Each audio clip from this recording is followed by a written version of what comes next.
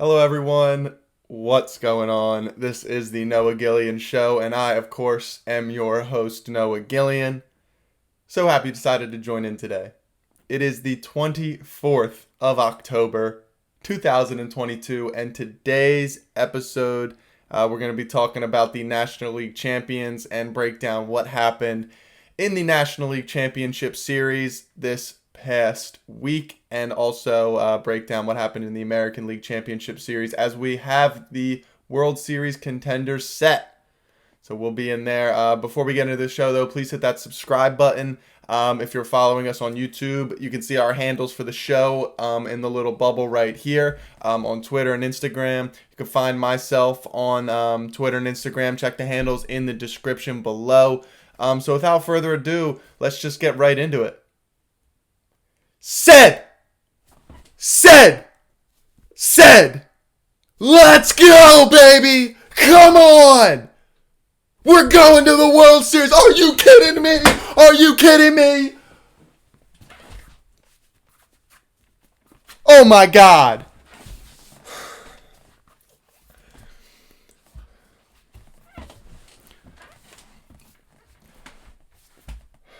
The Philadelphia Phillies will be representing the National League in the World Series after taking out the San Diego Padres in 5 games of a best-of-7 series. All right, that was my diplomatic approach to the whole situation. I mean, let's go! We got the dub. Oh, my word. Scott Fransky said it best. It was bedlam at the bank. I mean, every single game, 3, 4, 5, absolutely shut it down. CBP was crazy. I heard crazy reports from people inside the ballpark, and it was nuts. I mean, oh my God, it got me feeling so good. I almost wanted to go. I wanted to grab the mitt. I wanted to get out there. Let's go have a catch. Hey, Ma, let's go have a catch. We're going to be outside. I wanted to break the glove out. It just it's everything you love about baseball. It made me feel like a little kid yesterday watching this thing. Just the pure joy and emotion that was running through my body was absolutely unbelievable. It was just a fantastic game. It was just a great game if you're a baseball fan too. Like, even if you were a Padre fan, yeah, it didn't go the way you wanted to, but it was just a phenomenal series. It was back and forth, and I feel like from a Padres perspective, they didn't lose that series. There is a little bit of a silver lining to you just got outplayed a little bit by a better team. And I'm not saying that as a Phillies fan, yeah, we outplayed them and all that stuff, even though we did.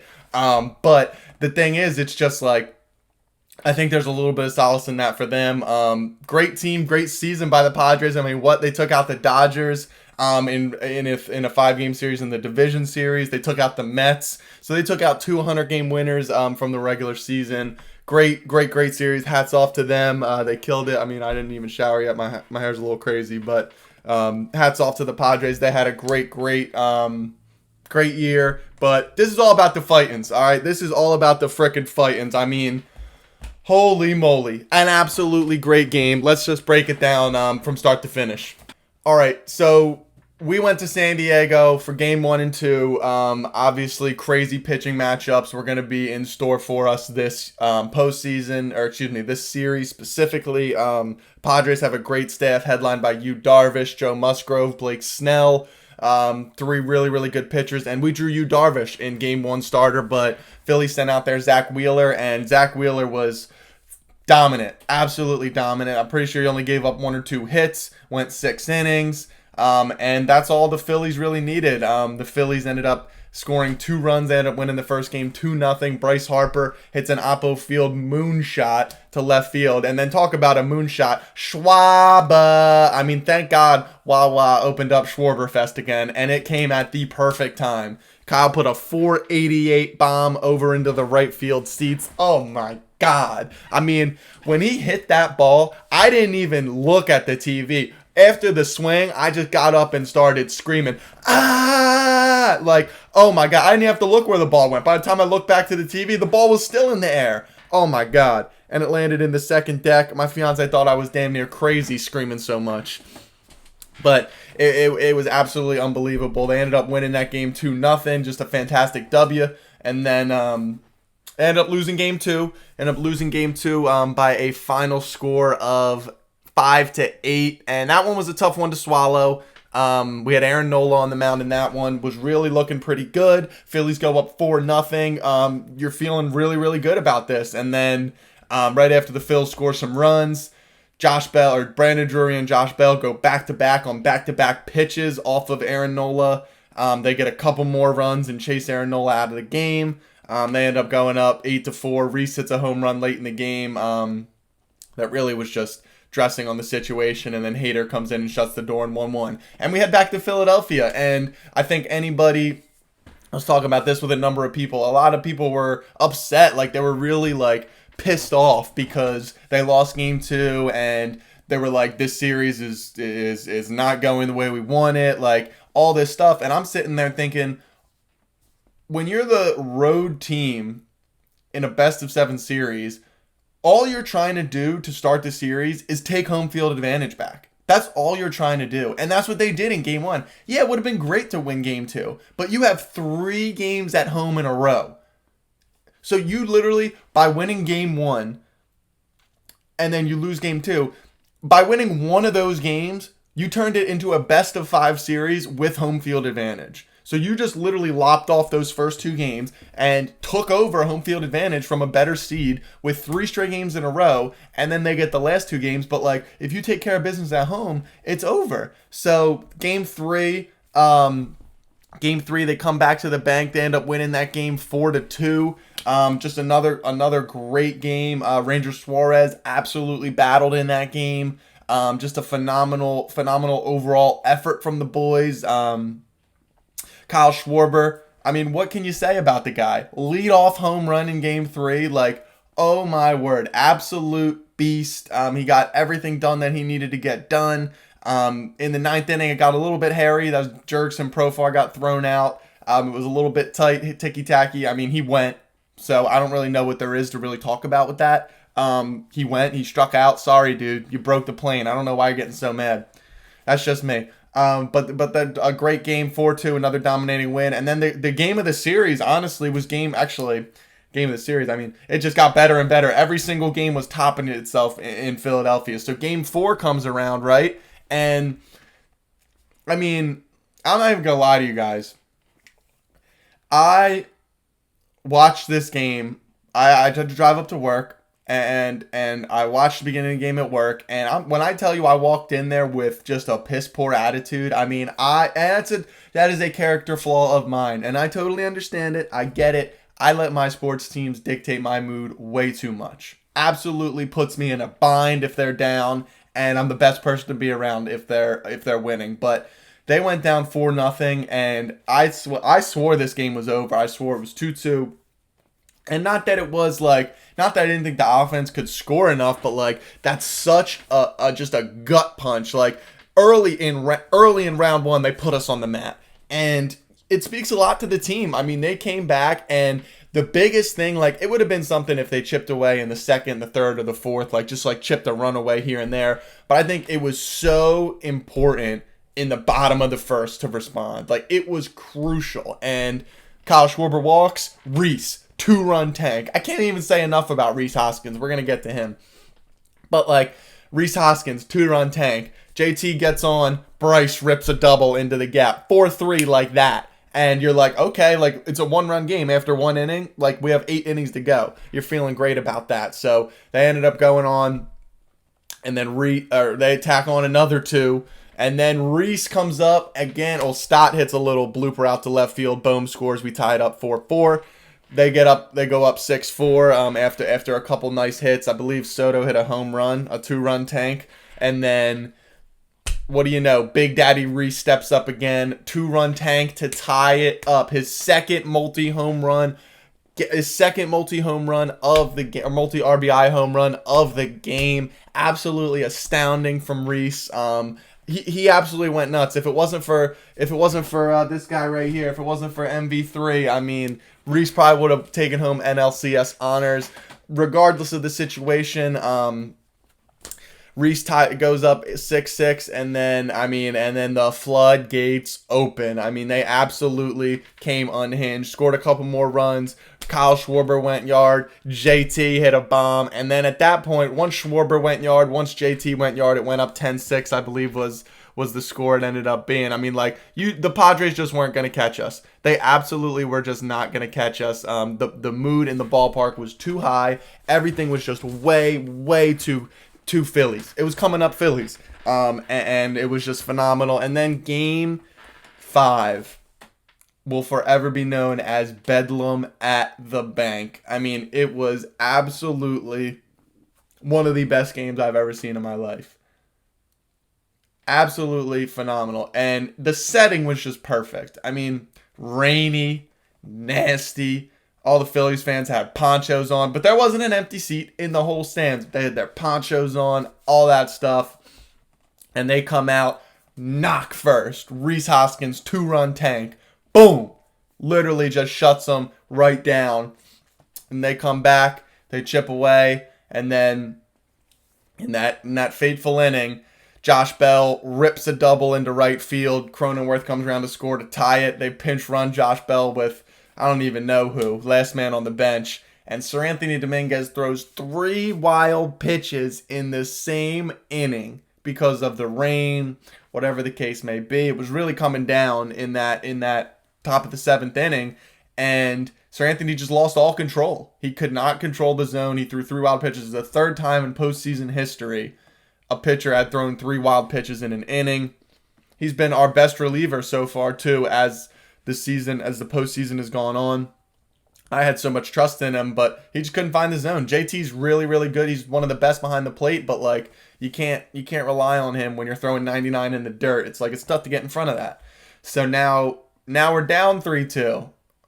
Now I'm feeling a little nervous. Now I'm like, we're going back to San Diego. The offense really hasn't been able to muster anything. They come up, bottom of the 7th inning, don't get much going. Reese gets 2 on, actually, in the bottom of the 7th inning. They bring in a new pitcher. First pitch, he gets a heater and just misses it, flies out to right field, and just deflated. I was absolutely deflated. And then 8th inning, I'm sitting there, and I'm like, this is it. This is literally where it's got to happen. JT, Bryce, Castellanos. Your 3 highest paid position players. This is literally where it has to happen. And like he's been doing all postseason, JT gets a knock, gets on, nice single to left field, and I'm sitting there, guys, and I'm like, if Bryce Harper hits a home run right here, I don't even know what I'm gonna do. And he did. He absolutely did. He hits a tank job to left field and pimped it too. I love how he looked at it, man. I love that, you got to beat it out until you know it's gone. I get that whole argument, but it absolutely added to the moment. I mean, when he swung, he leaned back on it, took a step back to the right, and just looked. Oh my God, the joy rushing through my body was absolutely unbelievable. And the Phillies take a 4-3 lead. And then in the 9th inning, it gets a little bit hairy. David Robinson allows 2 base runners. For some strange reason, Trent Grisham bunts with 1 down in the 9th inning, moves the runners over to 2nd and 3rd, gives himself up pretty much. Ranger Suarez comes in and feels his position better than anybody at the pitcher position. Throws him out 2 outs in the 9th, and then it's like, all right, well, there's 2 down. All we need is 1 out. And Ranger throws 1 more pitch. He threw 2 pitches, got 2 outs, fly out to right field, and the Phillies are your National League champions. So I wanted to talk about a few standout performers as well, too. Bryce Harper, obviously. I mean, what can you say about the guy? Just an absolute stud. It's his effing house. It is absolutely Bryce Harper season. Best player in the game at the moment. Hottest hitter in the world at the moment. And just what else can you say? He went off. He hit over 400. He had a 10-11 game hit streak. He was hitting extra base hits every other game. Even when we were losing games, he was hitting doubles, like putting himself in scoring position. He was hitting the ball out of the yard. going absolutely nuts. And the thing with Bryce that he's so locked in, he was spraying them all over the field. Absolutely spraying them all over the field. He was hitting opposite field home runs. He was hitting doubles into the right center gap. He was hitting doubles down the left field line. He was pushing it to left. He was hooking the ball down the right field line. Like, everything that he was hitting was finding green grass. He was so locked in.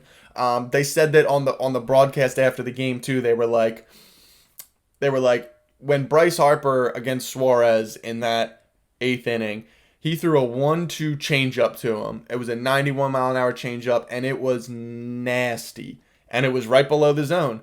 But 99% of hitters swing right over that pitch or ground out, double play, whatever. Bryce spits on it, takes it with no questions asked, and then all the guys, Frank Thomas, Ortiz, A-Rod, they were all like, when we saw that take, you just know he's locked in. Do not throw him a strike. And what does Suarez do? 99 on the outside black, and Bryce just absolutely deposits it into the left field stands of the bank. And it's just like, this guy absolutely amazes me every single time. Like, I was at the game where he hit the walk-off grand slam against the Cubs a couple years ago, and I thought that was going to be the best moment, like one of the best moments of his career.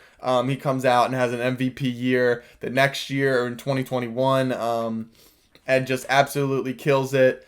And, you just think like, oh my God, this guy absolutely lives for the dramatic. Like, he is, all his teammates call him the showman, and there's a perfect reason why. Like, you knew when he came up in that 8th inning, it didn't even matter who the pitcher was, what the situation was. He was going to put bat on ball and get a hard hit ball and put it somewhere.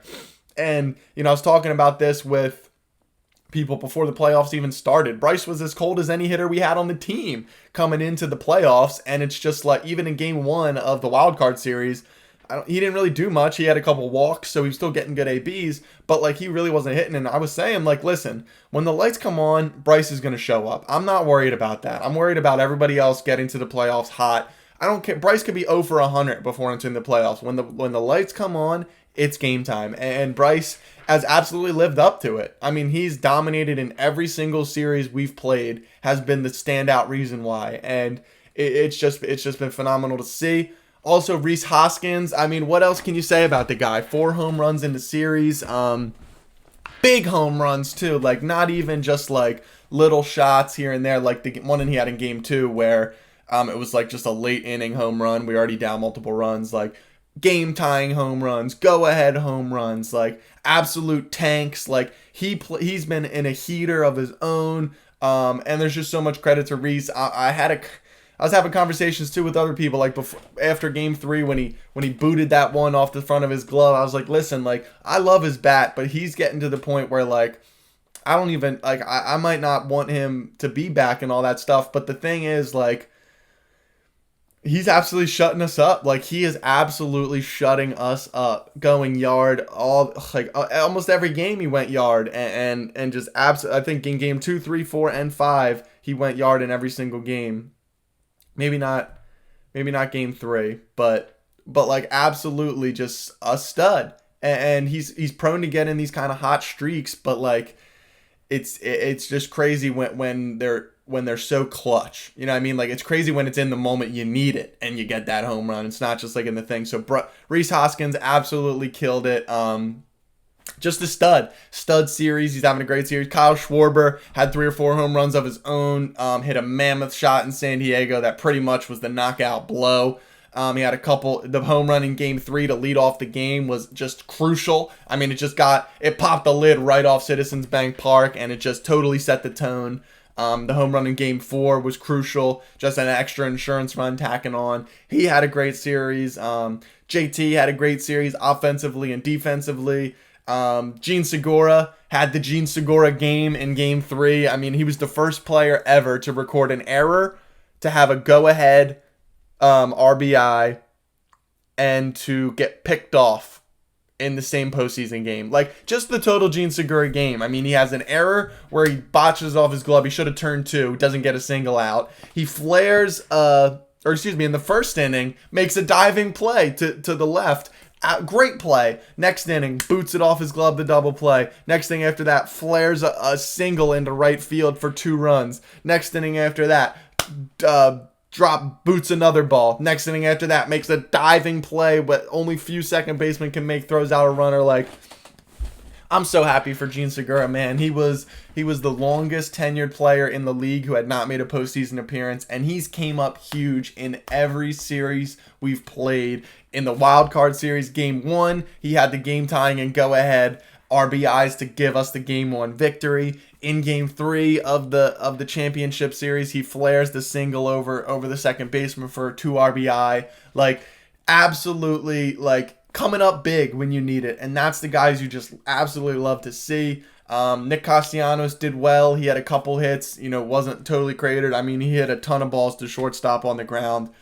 It was just frustrating, double play after double play, but he played great out in the field. He had a couple extra base hits. And then, everyone, Alec Boehm kind of got a little cold, but he played great defense, didn't take that with him to the field, which has been something he's been struggling with. Bryson Stott, has been phenomenal. I think he's one of the only rookies to have multiple extra base hits in a championship series. So, just absolutely getting contributions from up and down the lineup. And then you talk about it, Aaron Nola didn't have the best game to start, but he got us here. Zach Wheeler threw 2 gems of starts. Ranger Suarez gave you everything you needed, and then your offense carried the pitching in game 4. The bullpen looked great. Alvarado was pretty good. Sir Anthony was pretty good. They pretty much carried us, and the Phillies are going to be playing in the World Series this season. What if you would have told me in May when they blew a 6-run lead in the 9th inning to the Mets? I know you know what game I'm talking about. I would have called you absolutely crazy. I'll tell a funny story. That game was absolutely atrocious. We're up 7-1. I'm on vacation out in Utah with some family, my cousin, his girlfriend, my fiance, and I checked the score. We're up 7-1. I'm like, cool, we're gonna get this win over the Mets, huge dub. And then I look up again and it's 7-3, and there's 3 men on, and I'm like, well, hold on, this is unbelievable. I pull up the stream. By the time I pull up the stream, it's 7-6. And then all of a sudden, we're down 8-7 and we lose the game. When I told you my character flaw, I literally was sitting inside the Airbnb and wouldn't talk to anybody. All 3 of them just went outside. They had some drinks. They were sitting outside the Airbnb, enjoying the weather, enjoying all that. I literally had to sit inside by myself for 10 minutes just to cool down. I was so pissed off. Even when I went outside, I still wasn't talking. I was so upset, and that's just what the Phillies have done this year. They've had a couple losses like that where it's just been so bad. And to tell me that team is going to be playing in the Fall Classic, man, I tell you what, said. All right, now that we have the review down, let's do a little preview of the World Series. Thankfully, the Astros finished up business last night, so we do know who the Phillies are going to be playing in time for this podcast. Let's break it down. So the Astros were the number 1 seed in the American League. They failed to lose a single game in their whole playoff run. I believe their last loss was actually the clincher for the Phillies to be able to get into the playoffs, so almost a month ago, and about 21 days ago to be exact. And here they are in the World Series for the 4th time in the last 6 seasons. They lost to the Nationals in 19. They lost to the Braves last year. They beat the Dodgers in 2017. So their 4th showing in the last 6 seasons. It's pretty impressive. They're the modern day dynasty in baseball. And they just have studs up and down the roster. They have phenomenal pitching. It's more than likely going to be Justin Verlander in Game 1 versus Zach Wheeler, and then Framber Valdez versus Aaron Nola in Game 2. Pretty much pushes, honestly.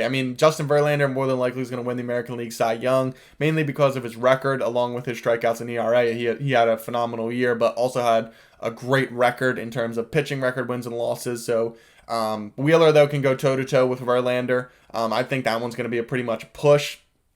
Framber Valdez led the American League in innings pitched this year and pitched very, very well in doing that. Throws a nasty sinker and a ridiculous curveball, so it's going to be interesting. But he is a lefty, and in the right-handed heavy lineup that we have, it should hopefully, help out some of those right-handed hitters who maybe have been struggling.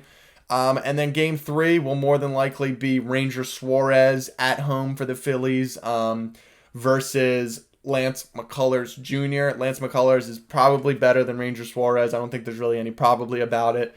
He is better than Ranger Suarez, so they're going to have the pitching matchup there. Christian Javier for the Astros is probably going to pitch game 4, and then that's where we're probably going to throw Noah Syndergaard and then have a bullpen game. So overall, like in terms of overall staff, the Astros definitely have the edge in terms of the overall pitching staff. But at the top, the Phillies have 2 guys who can match what the Astros have, and I think that's going to be the crucial spot. You have Aaron Nola and Zach Wheeler, who are probably going to pitch a max of 4 of the 7 games. So, you're going to feel good about most of the games this series.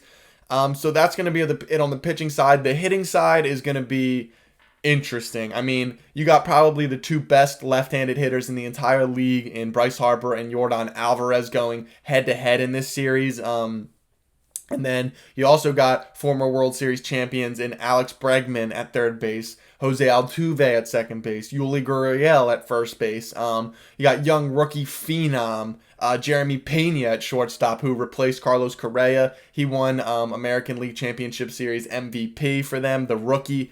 So they've just been great. I haven't even mentioned Kyle Tucker yet, their stud right fielder. And then they just got other guys. Trey Mancini, everybody's favorite baseball player. I mean, Trey Mancini, an absolute stud. Got traded from the Orioles to the Astros at the deadline this year. He's pretty much been starting at left field / DH. And then they have a revolving door at center field. They also have a couple good catchers in Christian Vasquez and Malti Maldonado. So they have a great lineup. Let's not sugarcoat it. They just have a great lineup. They have studs up and down the roster. I think the Phillies lineup is in a little bit better form right now. Like, I think they're hitting a little bit better, in a little bit better groove. So I think if the Phillies are going to win this, they're really going to need to swing the bats well. They're going to need to continue to swing the bats well, have those timely hits. There's going to be a couple games in this series where they're going to go down early, and they may even go down big like they did against the Padres. So it's all going to be about the resiliency of the lineup and how they bounce back. But other than that, it's going to be a phenomenal series. You got a team that should be here. They deserve to be here. They were the number 1 seed in the American League. They played like that all year. And then you got a team that's as hot as any team in the big leagues have been all season in the Philadelphia Phillies, going head-to-head, an unstoppable force versus an immovable object. It is going to be a great series. I absolutely can't wait. I think at the time of recording, the Phils were about plus 160 on the series spread, and the Astros were about minus 140, so the Astros are favored in the series. Game 1 is going to be on the 28th, this Friday. Game 2 is going to be on the 29th. On this Saturday, and then they're going to have a travel day before 3 games at Citizens Bank Park, the 31st, the 1st, and the 2nd of November. So it's going to be interesting. I mean, the game plan for the Phillies, it's got to be the same as it's been the last 2 rounds, right? Split in Houston, win all 3 at home. And you have it set up perfectly with your 2 aces going in Houston. And, hopefully the lineup gets hot at the right time and stays hot through this break. We've been playing pretty consistently over the last couple weeks. Haven't really had too many off days, so it's going to be interesting to see how the guys kind of keep up with it, if they can stay hot. And I think you got to look right at Kyle Schwarber and Bryce Harper in that first game. They got to set the tone, and they got to come out swinging aggressively against Verlander.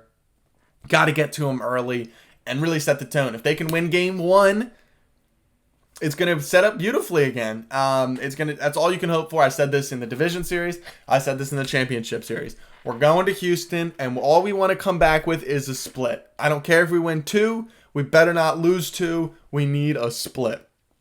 Get home field advantage. Come back to the bank with a chance to end it and not go on a plane for the rest of the season. All right, guys, that is going to wrap it up for the show today. Please check the description below, again, for all our social media handles. We got the show's social media right here if you want to check us out on Twitter and Instagram. Again, always, if you guys want to shoot us any questions, feel free to let us know on social media in the comment section on YouTube. We'll definitely make sure to be answering those questions. And that's going to do it for the show today. So for myself, thank you so much for joining in, and I can't wait to see you back here again next time.